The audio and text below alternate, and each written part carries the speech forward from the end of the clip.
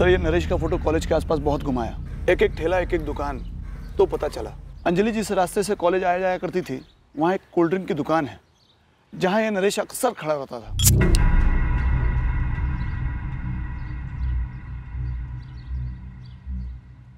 एक fix time पर आता था ऐसा दुकान वाला बोला। घात लगाता था अंजलि के लिए? इतना तो दुकान वाले को मालूम नहीं साहब, लेकिन वो अंजलि के कॉलेज जाने का रूट था। सर ये अंजलि का नंबर रोहित नायक के नाम का, और वो जिस नंबर पर फ़ोन करती थी वो भी रोहित नायक के नाम का। यानी किसी ने फर्जी डॉक्यूमेंट्स देकर ये नंबर्स खरीदे उस दुकान से जहाँ नरेश काम करता था। सर कहीं नरेश और अंजलि के बीच में कुछ हुआ?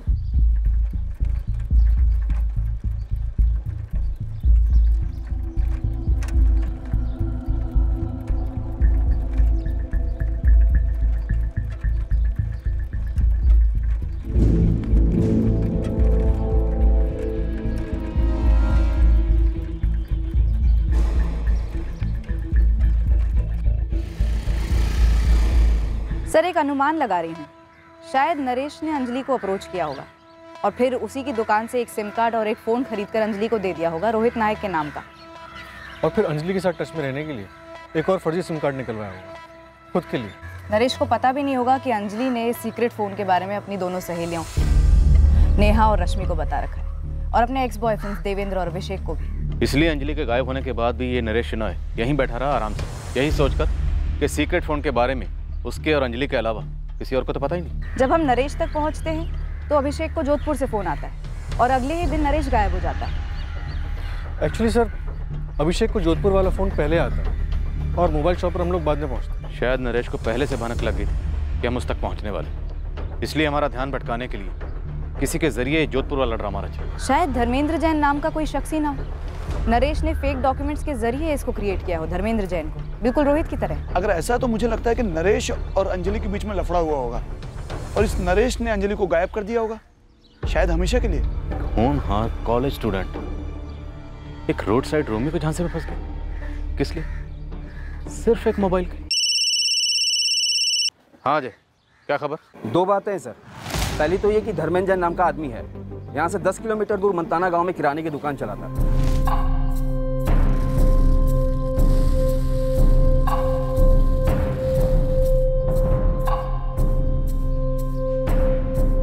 सालवा कला में ही पहले धर्मेंद्र की दुकान थी, 6 महीने पहले बंद कर दी। इस धर्मेंद्र जैन को जल्द से जल्द हमारे पास भेज दो। जी सर। और सर जो दूसरी बात है वो थोड़ी अजीब है।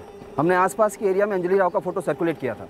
यहाँ बाड़मेर रोड पर एक चाय वाला है, उसने फोटो देखते ही अंजलि को पहचान लिया। क्या? जी, उस चाय वाले के यहाँ एक टैक्सी वाला आता है, उसकी टैक्सी में अंजलि थी। अरे ये लड़की तो पुरुषोत्तम ड्राइवर की गाड़ी में थी और साड़ी पहने थी। ये ड्राइवर पुरुषोत्तम अक्सर आता है? हाँ साहब, अक्सर आता है। पुरुषोत्तम भाटी नाम है। कब देखा था अंजलि को उसके साथ? 2-3 हफ्ता पहले, 7 या 8 नवंबर रहा होगा।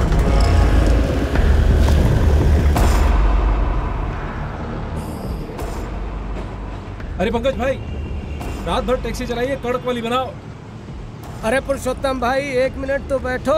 एक पहली गाड़ी में भिजवा देना।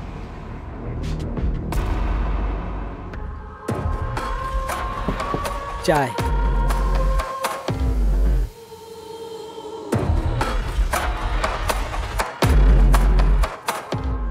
हुलिया बिल्कुल अलग था, पर थी यही लड़की। तकलीफ में थी, रो रही थी, या ऐसा लगा कि कुछ कहना चाहती हो, जबरन उठाई गई हो? अरे नहीं तो साहब, वो आराम से बैठकर चाय पी रही थी गाड़ी में। उस पुरुषोत्तम भाटी का नंबर पता कुछ है? उसका नंबर लेने की कभी जरूरत नहीं पड़ी। हाँ, एक बार बोल रहा था कि वो बाड़मेर की तरफ रहता है। ये केस कोई भागे हुए प्रेमियों का केस तो कतई नहीं लगा। अजय, इस धर्मेंद्र जैन को तुरंत यहाँ पार्सल करो। अंजलि आराम से टैक्सी में बैठकर चाय पी रही और उसने साड़ी पहनी है। सर इस नरेश शिनॉय के लिए एक मैनहंट लॉन्च करते हैं, और धर्मेंद्र जैन तो आ ही रहा है, लेकिन अभी भी अंजलि के डॉक्यूमेंट्स मंगवाना और अभिषेक को जोधपुर से फ़ोन आना, ये माजरा कुछ समझ में नहीं आ रहा है। सर मैं इस पुरुषोत्तम भाटी को ट्रैक कर, अगर अंजलि उसके साथ थी तो इस पुरुषोत्तम भाटी का बेलगाम से कुछ ना कुछ ताल्लुक जरूर होगा। इस केस का राजस्थान से जो ताल्लुक निकला उससे एक ही राहत मिली, और वो ये थी कि अंजलि जिंदा है और हम उस तक पहुंच सकते थे। अंजलि खुद अपनी मर्जी से भागी थी या अगवा की गई थी?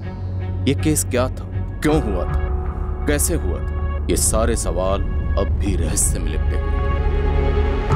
माँ बाप के लिए ये दौर एक भयंकर सपना था।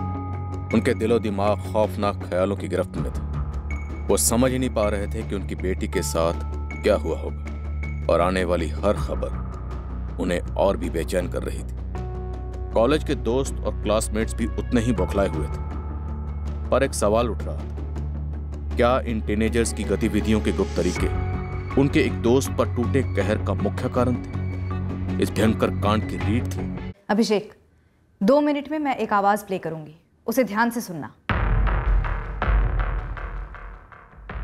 पता और कागज तो मैंने साहब जी, पर ये नंबर मैंने कभी लिया ही नहीं। इस लड़की को भी तुमने कभी नहीं देखा? मैंने कभी नहीं देखा, और वो फोन भी मेरा नहीं है। ये लड़की मेरे से कभी नहीं मिली, और दुकान बंद किए तो 6 महीने हो गए।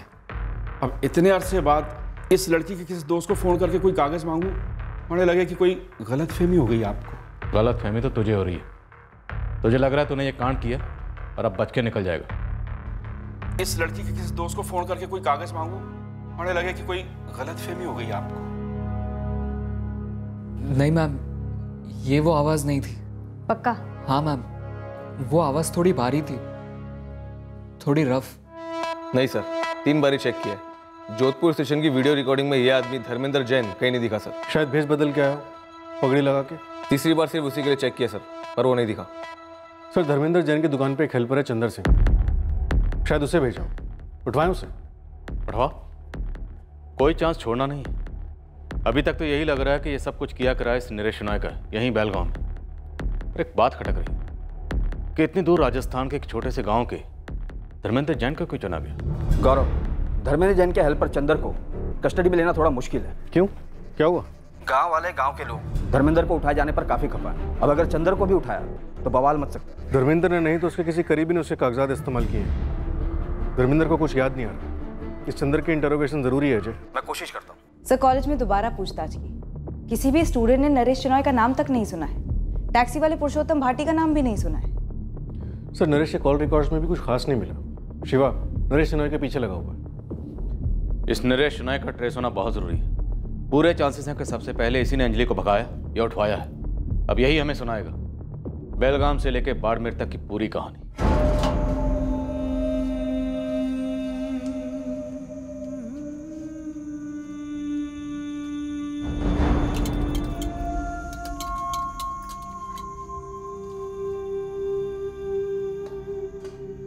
सर, नरेश तो मिल जाएगा, लगे हुए हम, लेकिन एक खबर है होश उड़ा देने वाली। शिवा, सस्पेंस मत थोड़ा साफ साफ बोल। साहब, अपने बेलगाम में ही थोड़े बाहर की तरफ केसरी नगर में नरेश का एक जिगरी दोस्त रहता है, आदेश रायकर।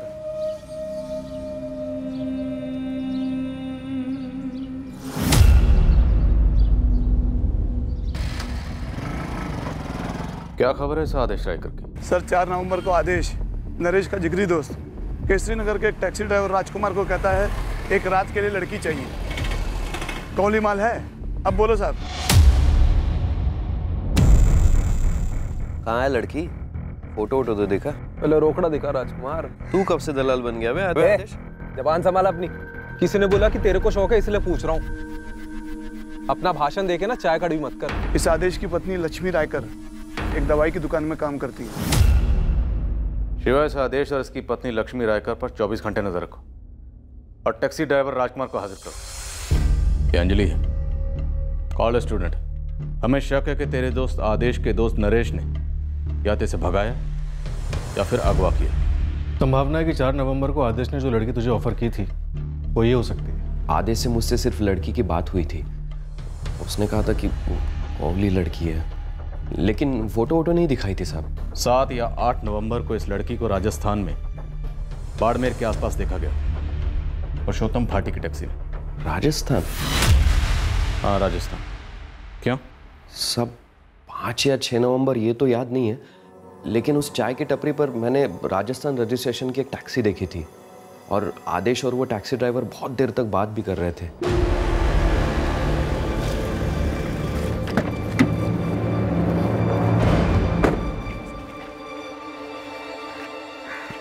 भाई, एक चाय देना।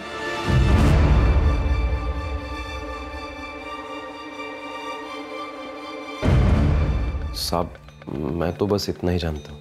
आदेश जिस टैक्सी वाले से बात कर रहा था उसका नाम पुरुषोत्तम भाटी था। मेरे आदेश से इसके बारे में कोई बात नहीं हुई थी।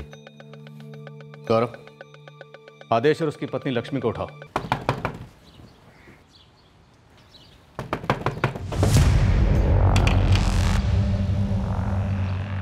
क्या हुआ साहब? दिन भर गए तेरे आदेश। चल। आदेश रायकर के बारे में आई धुंधली सी खबर ने हमें ये आभास दिया कि अंजलि राव के साथ क्या हुआ होगा।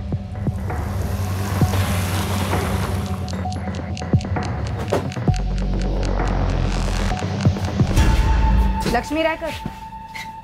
जी मैडम। चल, तेरे से कुछ बात करनी है। आदेश की पत्नी लक्ष्मी एक तरह से जमानत थी ताकि आदेश सच बोल दे। उस वक्त हम अंधेरे में थे कि अंजलि के गायब होने में लक्ष्मी रायकर की भी अहम भूमिका थी। हाँ साहब, नरेश मेरा दोस्त है, लेकिन इस लड़की को मैंने लाइफ में कभी नहीं देखा साहब। मैंने भी कभी नहीं देखा सर।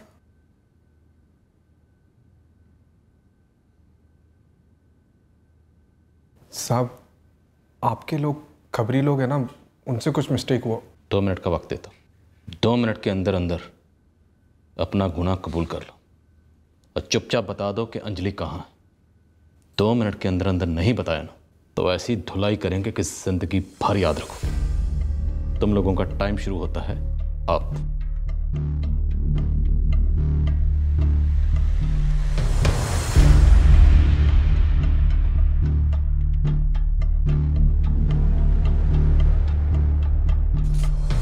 अब बातें करने का वक्त खत्म।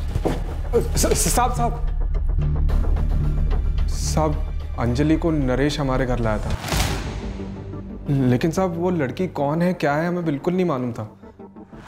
वो तो नरेश बोला कि एक लड़की है और घर लानी है। अबे लड़की है ना तो उसमें क्या टेंशन? गर्लफ्रेंड है क्या? बस ऐसा ही है। कल लेके आऊं? चलेगा? आज ला, कल ला, कभी भी ला। और ये फोन 1 नवंबर को आया होगा? जी सर। फिर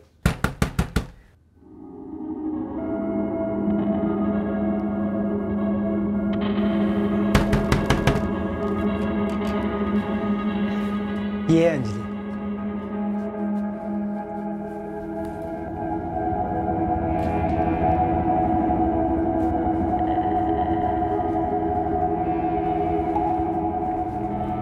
आखिर में हम प्राइवेट में आ ही गए। पहली बार था ना, इसलिए थोड़ा दर्द हुआ होगा। बोल रही है कि दर्द बढ़ता जा रहा है।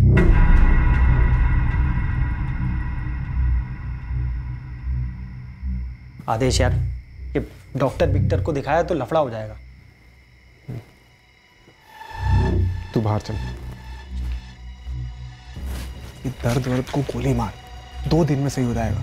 तू मुझे पता है ये लड़की का करने क्या वाला है बे? हाँ, तू बोला ये घर से भाग के आई है ना? हाँ। इरादा क्या है तेरा? सीरियस है क्या इसके लिए? अबे सीरियस।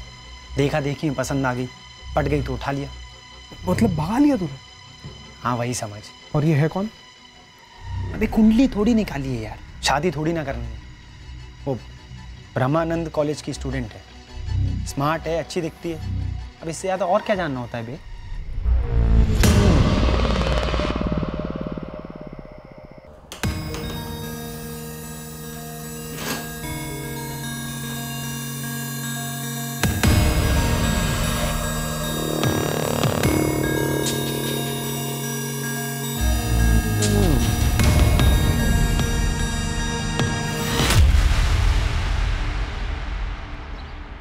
क्यों, क्या हुआ बे? कुछ बोलेगा? नहीं, वो ये अंजलि को लक्ष्मी बहनी ने कौन सी दवाई दी थी? क्यों? ज्योति बन गई ज्वाला। अबे हाँ बे, अबे दर्द वर्द तो सब गुल, ऊपर से आग सा जोश, ऐसे ऐसे जानवर वाला। ये नाश्ते के बाद इसे खा लेना, सब दर्द से परमानेंट छुट्टी मिल जाएगी और सब अच्छा भी लगेगा। क्या दवा है बे? तेरी लक्ष्मी बहनी मेडिकल में काम करती है, बिना डिग्री की डॉक्टर है वो। और ये गोली है ना, इसकी चाह बढ़ाती है। अच्छा तभी ऐसे चिपकती है, ऐसे तिरकती है। तू इससे प्यार वार तो नहीं करता ना? अबे पागल है क्या तू? वैसे तू ये बात 5वीं बार पूछ चुका है। क्या भाई, बात क्या है?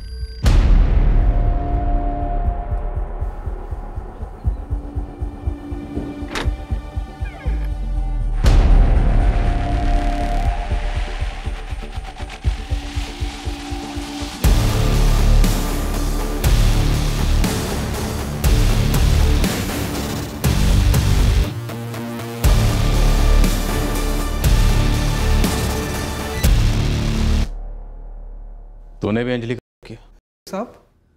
साहब वो खुद तो।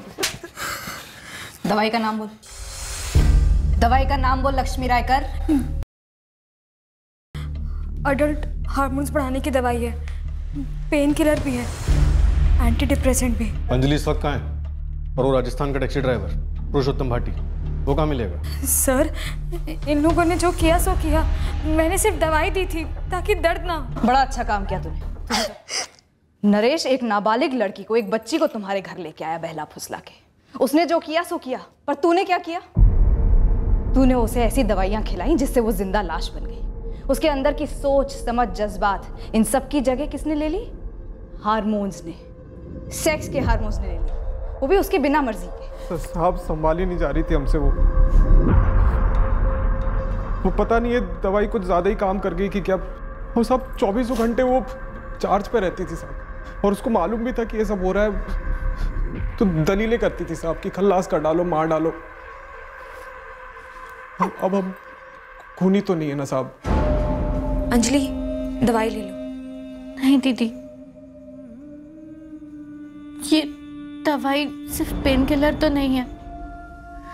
मुझे इससे बड़ी शर्म आती है, बहुत गंदा लगता है। मैं अब ये और दवाई नहीं ले सकती। अंजलि, इसके बिना दर्द होगा, बदन में हो ना हो दिल में जरूर होगा। मुझे कोई ऐसी दवाई दो ना जिसे एकदम से मुझे नींद आ जाए, मैं नींद में ही मर जाऊं, कभी उठूं ही नहीं। मुझे घर से नहीं भागना चाहिए था। वैसे भी अब घर वालों के सामने नहीं जा पाऊंगी, कॉलेज भी नहीं जा पाऊंगी। प्लीज दीदी, प्लीज मेरी मदद करो ना, प्लीज। मुझे मर जाना। नरेश ने मुझसे कहा था हम दोनों शादी करके बेंगलुरु या मुंबई सेटल हो जाएंगे, दोनों साथ में जॉब करेंगे, पढ़ेंगे। मुझे वो लाइफ चाहिए थी, ये लाइफ नहीं चाहिए थी, बिल्कुल नहीं चाहिए थी। अभी तो नींद की दवाई देके सुला दिया है उसे, लेकिन उसका असर चंद घंटों के लिए ही रहेगा। नरेश, तुम्हारी और इस लड़की की पूरी जिंदगी का सवाल है। सच सच बताओ, तुम इसे यहाँ क्यों लेकर आए थे? मैं कुछ ज़्यादा सोच समझ कर उसे यहाँ नहीं लाया था। बस मन था किसी कुंवारी के साथ कि ये पट गई तो मौका छोड़ता क्यों।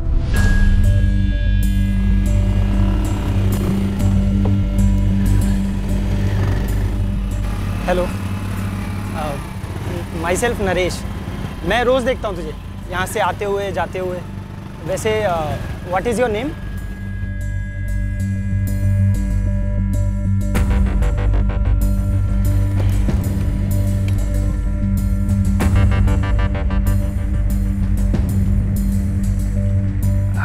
Hello. Hi. How are you? Bye. अरे नाम तो बोल। अंजलि। ब्यूटीफुल, नाम भी ब्यूटीफुल।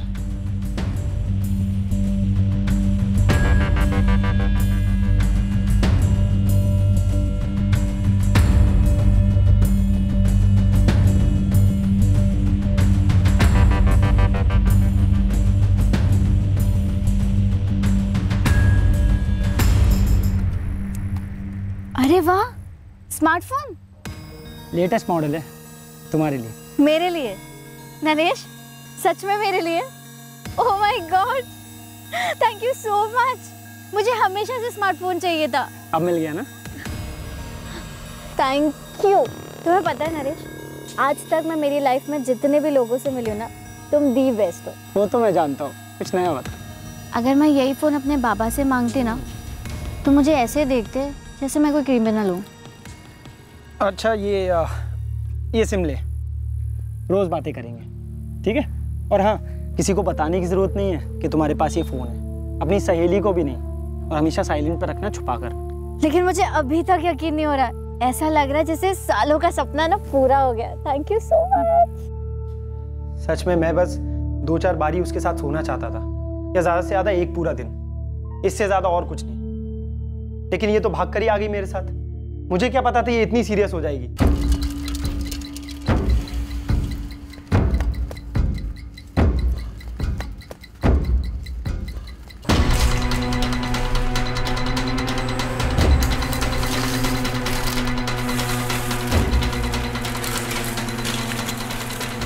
नरेश, मैं बहुत कम कपड़े लाई हूँ अपने साथ। नए खरीद लेंगे, पहले यहाँ से निकलते हैं। देख, जो हुआ सो हुआ, अब आगे की सोचना। तुम लोग ही कुछ बताओ यार, मेरी तो बैटरी डाउन है। देखो, उसको मारने वारने का सोचना भी मत, कभी ना कभी जरूर पकड़े जाएंगे। हाँ, तो उपाय क्या है? आदेश यार, तू ही कुछ आइडिया सोचना। देख, लड़की अपने हाथ में और उसका मूड बनाने की दवा लक्ष्मी के हाथ में। जब तक मुर्गी मूड के अंडे देती है, हम उन अंडों को बेचकर पैसे कमा सकते हैं। आदेश, क्या बोल रहे हो ये? अब पहले मुझे लगा कि ये काम हलवा होगा, रोज 8-10 आदमी तो ऐसे ही मिल जाएंगे और हम घर बैठे माल बटोरेंगे। फिर तूने अंजलि को धंधे में लगाया? नहीं साहब, मैंने पहले सिर्फ कोशिश की, कुछ लोगों से बात भी की, लेकिन साहब मैं डर गया था साहब। मैंने सोचा कि रोज़ आदमी लोग घर पे आएंगे और लड़की भी नज़रों में आएगी लोगों की, तो और ऊपर से साहब आपने अखबार टीवी में उसकी फ़ोटो भी दी थी सर। अंजलि उस टैक्सी ड्राइवर पुरुषोत्तम भाटी के पास कैसे पहुंची? पुरुषोत्तम भाटी मेरे पास आया था, मैंने कुछ टैक्सी ड्राइवरों को बताया था, तो उससे पता चला था कि मेरे पास लड़की है। लड़की? क्या लगता हूँ मैं? दलाल? अरे भाया, हमारे को छोरी संग बैठना कोनी है, उसे खरीदना है। देख, मैं लड़की नहीं बेचता, ठीक है? देख भाया, मैं थारे को 90,000 नकद दे सकूं अभी। इतना परेशान क्यों हो रहा है? मैं यहाँ से ना हूँ, मैं राजस्थान से हूँ। छोरी उन्हें अपने साथ ले जाऊंगा। अरे हमारी गाड़ी पे नजर घुमा के देख, क्या लिखा है? यो राजस्थान की टैक्सी है और मैं पुलिस वाला हूँ को नहीं। हमारे को सच में छोरी खरीदनी है, थोड़ी अर्जेंट वाली बात है। अंजलि, तुझे आराम चाहिए था ना? नहीं दीदी, मुझे मरने से ही आराम मिले। वैसे भी मैं अपने माँ बाप के पास नहीं जा सकती अब। अंजलि, तुझे आराम मिल सकता है बिना मरे, उसके लिए मरने की जरूरत नहीं है। नहीं दीदी, मुझे जीना नहीं है, मुझे गोली दे दो, मार डालो मुझे। अंजलि, मेरी बात सुनो, तुम्हें एक साफ सुथरी अच्छी जिंदगी मिल सकती है, यहाँ जैसी नहीं कि गोली खाई और बैठने की मजबूरी। ये सब बंद हो सकता है। कैसे? जैसा मैं कहूँ वैसा करती जाओ।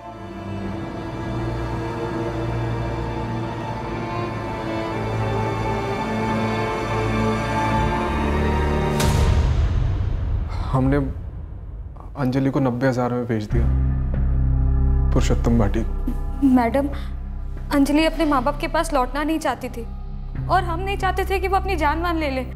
उस समय जो हम लोगों ने किया वो एकदम ठीक फैसला था। एक तरह से हम लोगों ने उसे विदा किया है, जैसे अपने परिवार वाले को करते हैं वैसे। खुद की बेटी होती तो भी ऐसे ही विदा करती। पुरुषोत्तम का नंबर और पता बोल। बाड़मेर में पुरुषोत्तम।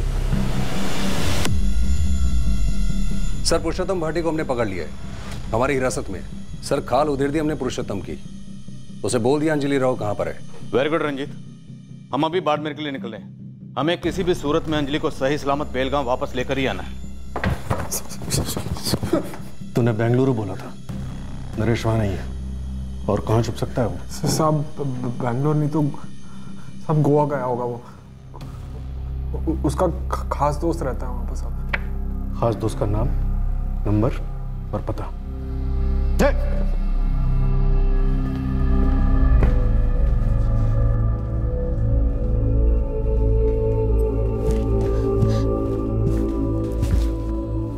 ये बाड़मेर कहाँ है? मैंने कुछ पूछा आपसे? बाड़मेर कहाँ है? वहीं राजस्थान में कहीं। मतलब सच में हमारी अंजलि राजस्थान में है? इतनी दूर? वहां कैसे पहुंची? पता नहीं, कि पुलिस वाले उसे लाने गए हैं। किसके साथ है? इतने दिन क्या कर रही थी वो? बोले ना। हमारी अंजलि को ना बेचा गया था। क्या? सुनीता, हमारी अंजलि को वहां हमारे बेटे को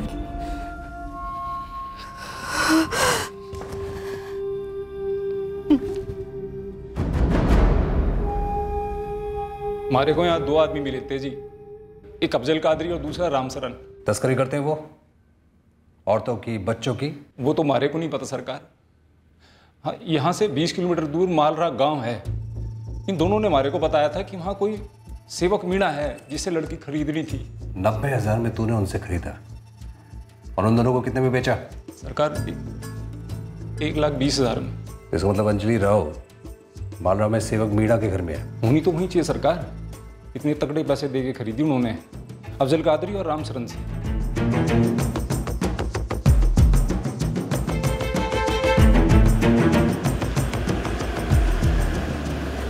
सलाम सरकार।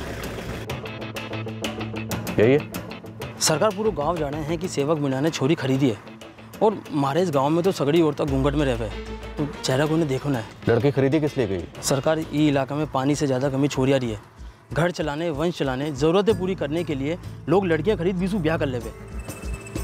अंजलि सेवक मीणा से ब्याह गई? ना सरकार, सेवक को बड़ो बेटो है सुमित।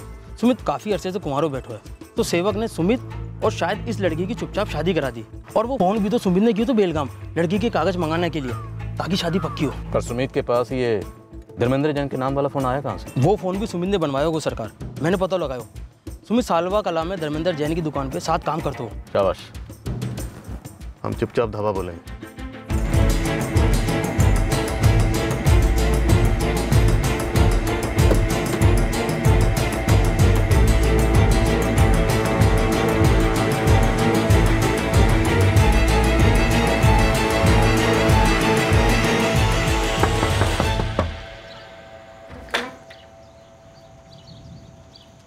हाँ जी, एक लड़की है आपके घर पे, अंजलि नाम की, बुलाइए उसे। ये छोरी तुम्हारी बहू है? अरे छोरी की लुगाई है। अंजलि राव को बाहर बुलाओ सेवक मीणा। पुलिस से हो? हाँ, बाड़मेर पुलिस से। बेलगाम, कर्नाटका। बुलाओ। सुमित, रे सुमित। हाँ बापू। अच्छा बेटा।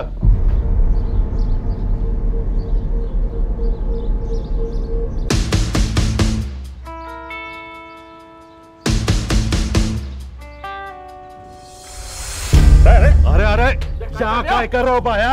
अंजलि से बकायदा ब्याह करवाया इसका। अरे हटा पीछे। दो बार बेची गई नाबालिग लड़की को पैसा खरीदते हो? ऊँट है, गाय बकरी है वो, हाँ? और ऊपर से कहते हो बकायदा ब्याह करवाया, बकायदा। और तू बुद्धू, एक नाबालिग लड़की के सर्टिफिकेट मंगाकर शादी रजिस्टर करवा लेगा? अकल नहीं है तुझे? निकिता, अंजलि को लेकर आ।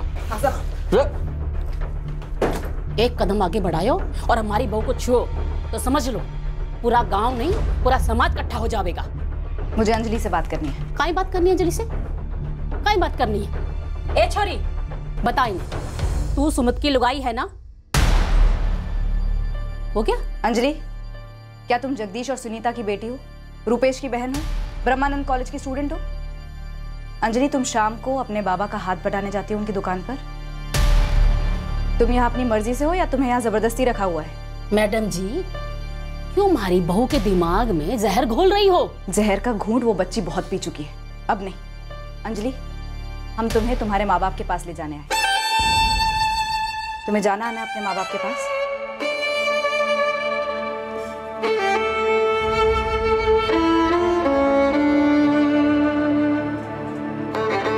बेशरम, घूंघट। इसकी बात मत सुनना अंजलि, मैं तुम्हें तुम्हारे आई बाबा के पास ले जाने आई। तुम जाना चाहती हो? अंजलि, मुझे अपने घर जाना है।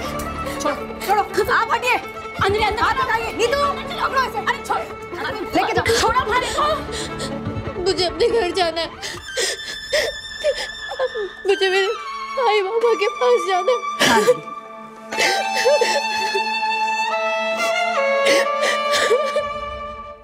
अंजलि अगवा हुई थी ये हमें किसी ने न बताया जी। हम तो अंजलि को लेकर कोर्ट भी गए थे शादी रजिस्टर कराने के लिए। जा तू अंदर जा। बापू, वकील साहब ने साफ साफ कह दिया छोरी के कागज पत्री के बिना शादी रजिस्टर करा ही नहीं सकते। मैं अभी फोन घुमाता हूँ सबचल कादरी को। लड़की हमें बेची तो कागज पत्री क्यों ना दी? उन दोनों ने अपने हाथ खड़े कर दिए थे साहब। फिर मैंने अंजलि से पूछा, बोल छोरी तेरे कागज पत्री कहाँ से मंगवाए? अरे छोरी बोल ना, अरे मुंह तो खोल। तेरे घर वाले देंगे तेरे कागज पत्री? अरे बोल ना। मेरा एक दोस्त है बेलगाम में, उससे बात करिए। ठीक है, नाम नंबर दे दोस्त का। उसका नाम अभिषेक स्वामी है। देख 27 नवंबर को जोधपुर रेलवे स्टेशन का गेट नंबर 4 है ना, उसके सामने जो टिकट खिड़की है वहीं पे आके खड़ा हो जाना सुबह 11 बजे। जोधपुर? हाँ, अकेले आना और सारे कागज लेके आना। नीली शर्ट, काली जींस की पैंट नीचे, आसमानी नीला, गहरा नीला नहीं, ठीक है? डॉक्यूमेंट्स लेने के लिए सामने क्यों नहीं आया तू? कैसे आता साहब, आप लोगों की पूरी फौज थी वहां पर, पहचान लिया था मैंने। कब से एक ही जगह पर खड़े थे और ऊपर से एक तो मोबाइल से फिल्म बना रहा था। मुझे लगा भाड़ में जाए जन्म पत्री, मैं ऐसे ही सिंदूर डाल के शादी कर ली घर पे। और इस काम के लिए तुमने धर्मेंद्र जैन का फोन इस्तेमाल किया? धर्मेंद्र जैन पे हमारे को पहले से गुस्सा था सर। अचानक से बिना बताए दुकान बंद कर दी उसने, रातों रात में बेकार हो गया। तो बस फिर वो वाला फ़ोन मैंने रख लिया साहब, और उसी फ़ोन से अभिषेक को फ़ोन घुमाया। हाँ हाँ साहब, याद आ गया मैंने। ये सुमित ना झगड़ा करके गया था और वो फ़ोन भी ले गया था। बस हमारी गलती है साहब कि वो नंबर बंद करवाना भूल गया था। देखो ना कितना भारी पड़ गया मैंने। जगदीश जी, सुनीता जी, देखिए अंजलि घायल है अंदर से। पिछले कुछ अरसे से उसने बहुत कुछ सहा है, टूट चुकी है। जाने अनजाने में उससे जो भी गलतियां हुई हैं, उन गलतियों की वजह से उसके अंदर दोष भावना घर कर गई। आपको बहुत ही धीरज से, प्यार से, हल्के हाथ से सहलाते हुए उसे दोबारा जिंदगी में दाखिल कराना होगा। मुझे अपने पेरेंट्स से बहुत कंप्लेंट्स थी। हम सारी सहेलियां अक्सर ये फील करती थी कि हमारे पेरेंट्स हमें नहीं समझते, हमें जो चाहिए वो नहीं देते। लेकिन जब नरेश ने मुझे वो फोन दिया तो मैं कभी सोच भी नहीं सकती हूँ क्या वो मेरे साथ ऐसा करेगा। तुम्हारी उम्र ही कुछ ऐसी है अंजलि, लोगों को पहचानने में गलती हो जाती है। ये मेरी गलती नहीं है, ये मेरा शर्मनाक बर्ताव था। हर पल आई बाबा रुपेश को बहुत मिस किया, लेकिन अब मैं उनसे आंख नहीं मिला पाऊंगी। मुझे घिन आती है अपने आप से। घिन तो उन लोगों को आनी चाहिए जिन्होंने तुम्हें इंसानियत की नजर से नहीं देखा। तुम अपने आप को दोष मत दो अंजलि, तुम बहुत खुशकिस्मत हो कि तुम अपने माँ बाप के पास लौटकर वापस आ पाई, और इस दर्द से निकलने में वो तुम्हारी मदद करेंगे। तुम ये डर अपने मन से बिल्कुल निकाल दो कि तुम्हारे माँ बाप तुमसे नाराज हैं। हमने उन्हें सब कुछ बता दिया है कि किस तरह से तुम्हें गुमराह किया गया, और वो इस बात को समझते हैं। अंजलि, तुम एक स्ट्रॉन्ग लड़की हो, अपनी लाइफ में एक नया चैप्टर लिखो। अंजलि को उसकी गलती का एहसास है, पछतावा है। वो तो मौका मिलते ही आत्महत्या करने की सोच रही थी। इसलिए तो अंजलि ने राजस्थान में सुमित को अभिषेक का नंबर दिया, आपका नंबर नहीं दिया। वो खुद को पकड़वाकर घर लौटने नहीं चाहती, लेकिन हम उसे ले आए। संभालिएगा उसे प्यार से।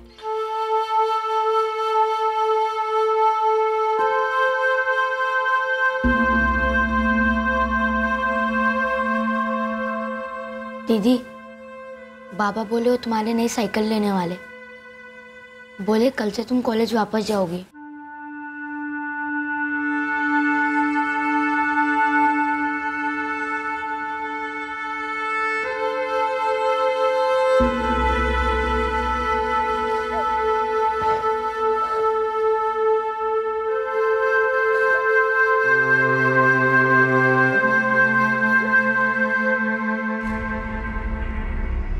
दोनों ट्रैफिकर्स अफजल कादरी और राम शरण को बाड़मेर में पकड़ा गया। अंजलि के बयान से यह बात भी सामने आई कि ड्राइवर पुरुषोत्तम भाटी ने भी उसके साथ बलात्कार किया था। आखिरकार हमने नरेश शिनॉय को गोवा से धर लिया, जहां वो एक दोस्त के घर में छुपकर बैठा।